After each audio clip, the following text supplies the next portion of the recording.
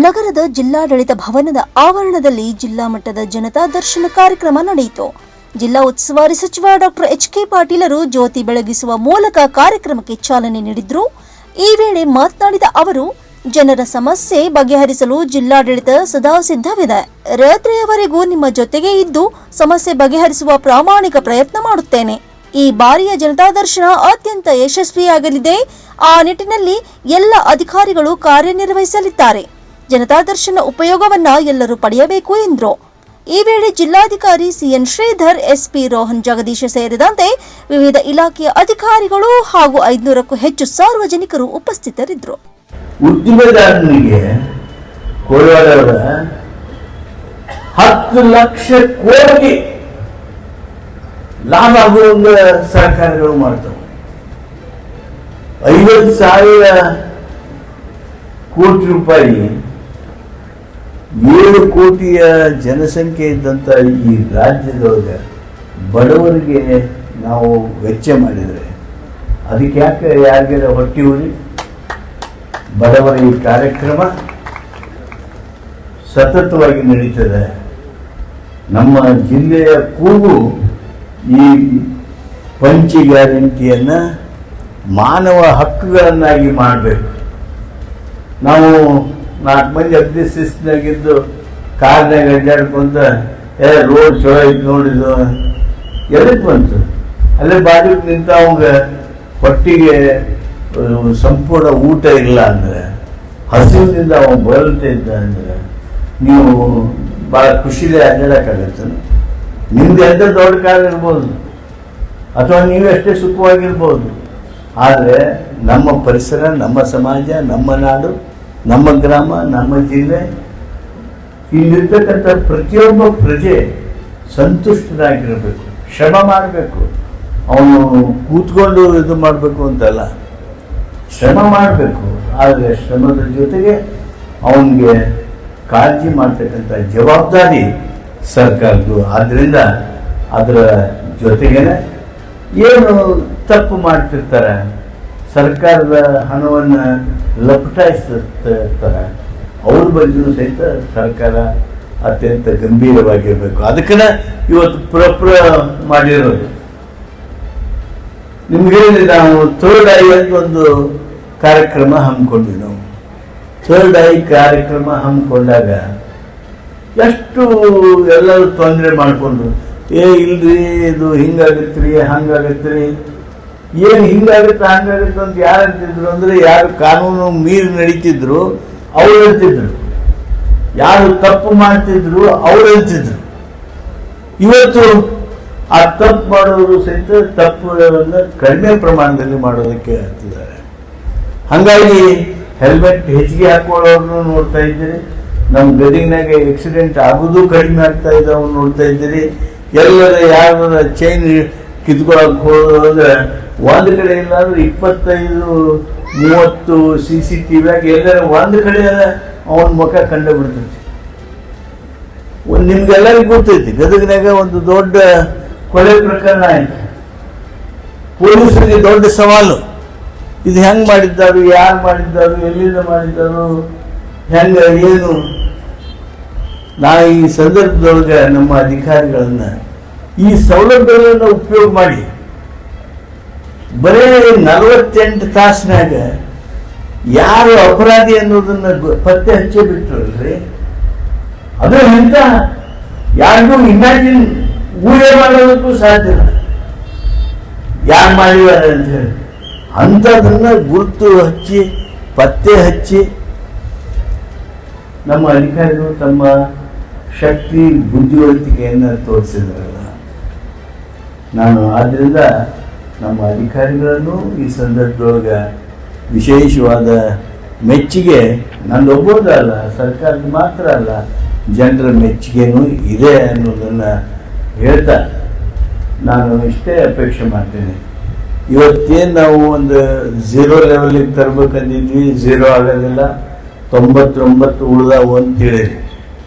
ಜಿಲ್ಲಾಧಿಕಾರಿಗಳಿಂದ ನಾನು ಏನು ಅಪೇಕ್ಷೆ ಮಾಡ್ತೀನಿ ಅಂದರೆ, CEO ಏನು ಅಪೇಕ್ಷೆ ಮಾಡ್ತೀನಿ ಅಂದರೆ, ಫಾರೆಸ್ಟ್ ಚೀಫ್ ಅವರಿಂದ ಏನು ಅಪೇಕ್ಷೆ ಮಾಡ್ತೀನಿ ಅಂದರೆ, ಇವತ್ತೇನು ಒಂದು ಡೆಡ್ ಲೈನ್ ಬಂದಿದೆ, ಎಷ್ಟು ಮಟ್ಟಕ್ಕೆ ನೀವು ಪೆಂಡೆನ್ಸಿ ಇಳಿಸಿದ್ದೀರಲ್ಲ, ಆ pendency shall be the maximum number in whole of the days to come in the future.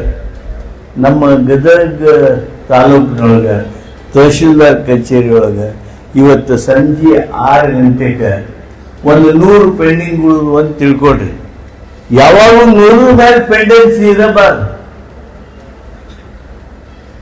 ಯಾವ ಕಡತಗಳ ಸಂಖ್ಯೆ 100 ದಾಟಬಾರ್ದು, ಪೆಂಡಿಂಗ್ ಕಡತಗಳ ಸಂಖ್ಯೆ. ಹಾಗೆ ಎಲ್ಲ ಕಚೇರಿಗಳು ಇವತ್ತು ಎಷ್ಟು ಪೆಂಡೆನ್ಸಿ ಅದಾವು, ಇವತ್ತು 5 ಗಂಟೆಗೆ ಪೆಂಡೆನ್ಸಿ ಉಳಿತಾವು, ಅದರ ಅಂಕಿ ಸಂಖ್ಯೆ ಮಾನ್ಯ ಜಿಲ್ಲಾಧಿಕಾರಿಗಳು ಪತ್ರಿಕೆಯವರಿಗೂ ಕೊಡಬೇಕು. ತನ್ಮೂಲಕ that will be the figure which is a maximum pendency level forever throughout our next financial year. ಇಲ್ಲಿ ಅದನ್ನು ಇನ್ನೂ ಕಡಿಮೆ ಮಾಡ್ತೀನಿ ಅಂದರೆ ಫೈನ್, ವಿ ಕಾಂಗ್ರ್ಯಾಚುಲೇಟ್. ಆದರೆ ಇಷ್ಟರ ಕನಿಷ್ಠ ಇರಬೇಕು ಅನ್ನೋದನ್ನು ಹೇಳೋದರ ಜೊತೆಗೆ ಇಷ್ಟು ಜನ ತಾವು ಬಂದಿದ್ದೇನೆ. ನಿಮ್ಮೆಲ್ಲರ ಏನು ಅಹವಾಲುಗಳದವು ಆ ಅಹವಾಲುಗಳನ್ನು ಆದಷ್ಟು ಇಲ್ಲೇ ಬಗೆಹರಿಸೋದಕ್ಕೆ ಸಾಧ್ಯ ಇದ್ದರೆ, ಇಲ್ಲೆಲ್ಲರೂ ಹೋದಾರ ನಮ್ಮ ಜಿಲ್ಲಾಕ್ಕೆ ಸಂಬಂಧಿಸಿದ ತಹಶೀಲ್ದಾರ್ ಆರ್.ಐ. ಹಿಡ್ಕೊಂಡು social welfare assistant director, deputy director ಹಿಡ್ಕೊಂಡು ಅರಣ್ಯ ಇಲಾಖೆಯ RFO ದಿಂದ ಹಿಡ್ಕೊಂಡು DCF ಅವರಿಗೆ, ಜಿಲ್ಲಾ ಪಂಚಾಯಿತಿಯ CEO ಅವ್ರ ಮಟ್ಟ, EO ಇಂದ CEO ಮಟ್ಟ ಎಲ್ಲರೂ ಅದಾರ. ಯಾರು ಇಲ್ಲ ಅಂದರೆ ಅರ್ಧ ಗಂಟೆದೊಳಗೆ ಅವ್ರನ್ನ ಕರೆಸಿಕೊಳ್ಳುವಂಥ ವ್ಯವಸ್ಥೆ ಮಾಡ್ತೀವಿ. ಆದ್ದರಿಂದ ಎಷ್ಟು ಸಾಧ್ಯ ಐತಿ ಅಷ್ಟು ಸಮಸ್ಯೆಗಳನ್ನು ಇಲ್ಲೇ ಬಗೆಹರಿಸೋಣ. ಎಲ್ಲರೂ ಶಾಂತ ರೀತಿಯಿಂದ ನೀವು ಆರಾಮ್ ಕೊಡ್ರಿ, ಯಾರೂ ಅವಸರ ಮಾಡಬೇಡ್ರಿ. ನಾನು ಅವಸರ ಮಾಡೋಂಗಿಲ್ಲ. ಕಟ್ಟ ಕಡೆಯ ವ್ಯಕ್ತಿ ಪೂರ್ಣ ಆಗೋ ಮಟ್ಟ ರಾತ್ರಿ 8 ಆಗೋದಕ್ಕೆ ಇಲ್ಲೇ ಹಾಕೊಂಡಿರ್ತೀನಿ. ನಾವು ಹೋಗಿ ಊಟ ಮಾಡಿ ಬರ್ಬೇಕು ಅಂತ ನೀವೇನು ಯಾರೋ ಅವಸರ ಮಾಡಬೇಡ್ರಿ. ನಮ್ಮ DC ಅವರು, SP ಅವರು, DF ಅವರು ಕೂಡಿ ನಿಮಗಾಗಿ ಬ್ರೇಕ್ಫಾಸ್ಟ್ ವ್ಯವಸ್ಥೆ ಮಾಡ್ಯಾರ, ಊಟದ ವ್ಯವಸ್ಥೆ ಮಾಡ್ಯಾರ. ಮತ್ತು ನನಗೆ ಬಂದು AC ಗಂಗಪ್ಪನವ್ರು ಹೇಳ್ತಿದ್ರು, ಸರ್ ಮಧ್ಯಾಹ್ನ ಮಜ್ಜಿಗೆದು ವ್ಯವಸ್ಥೆ ಮಾಡಿರಿ ಸರ್.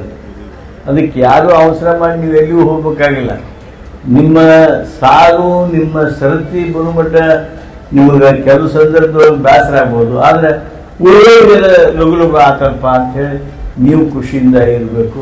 ಒಟ್ಟು ಈ ಜನತಾ ದರ್ಶನವನ್ನು ಒಂದು ಅತ್ಯಂತ ಉಪಯುಕ್ತವಾದ ಜನಪರ ಕಾರ್ಯಕ್ರಮ.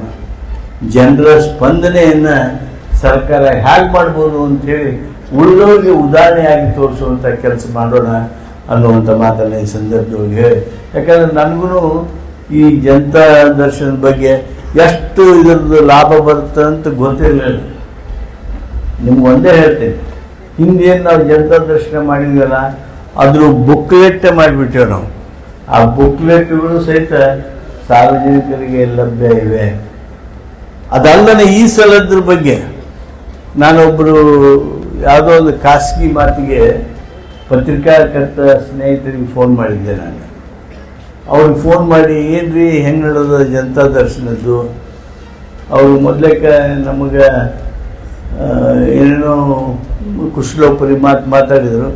ಈ ಸಲ ಮಾತ್ರ ಜನತಾ ದರ್ಶನ ಆಫೀಸರ್ಸ್ ಮಾತ್ರ ಭಾಳ ಸೀರಿಯಸ್ ಅದಾರ ನೋಡ್ರಿ. ಜನರ ಸಮಸ್ಯೆಗಳನ್ನು ಹುಡುಕಿ ಅವಕ್ಕೇನು ಪರಿಹಾರ ಮಾಡಬೇಕು ಅಂತ ಪ್ರಯತ್ನ ಮಾಡಕತ್ತಂಗೆ ಕಾಣ್ತೈತಿ.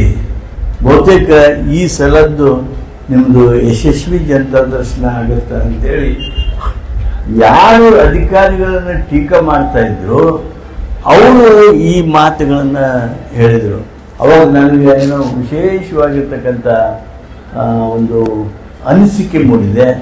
ಈ ಸಲದ ನಮ್ಮ ಜನತಾ ದರ್ಶನ ಅತ್ಯಂತ ಉಪಯುಕ್ತ, ಯಶಸ್ವಿ ಹಾಗೂ ಇತರರಿಗೆ ಮಾದರಿ ಆಗುವಾಗೆ ಆಗಲಿ ಬಡವರಿಗೆ ಹೆಚ್ಚು ಅನುಕೂಲ ಆಗ್ತಕ್ಕಂಥ ಜನತಾ ದರ್ಶನ ಇದಾಗಲಿ ಅಂತೇಳಿ ಹಾರೈಸಿ ಬಂದವರಿಗೆಲ್ಲ ಮತ್ತೊಮ್ಮೆ ಸ್ವಾಗತ ಮಾಡಿ ಅಧಿಕಾರಿಗಳಿಗೆ ಮತ್ತೊಮ್ಮೆ ಬರುವ ದಿವಸಗಳಲ್ಲೂ ಸಹಿತ ನಿಮ್ಮ ಸ್ಪಂದನೆ ಇವತ್ತು ಹೆಂಗೆ ನಿಮ್ಮ ಮನೋಭಾವ ಇರ್ತಾ ಆ ಮನೋಭಾವ ನಿಮ್ಮ ಕಚೇರಿಯೊಳಗೂ ಇರಬೇಕು ಅಂತೇಳಿ ಹೇಳ್ತಾ ತಮ್ಮೆಲ್ಲರಿಗೂ ವಂದಿಸಿ ನನ್ನ ಮಾತು. Rise of news Gadag.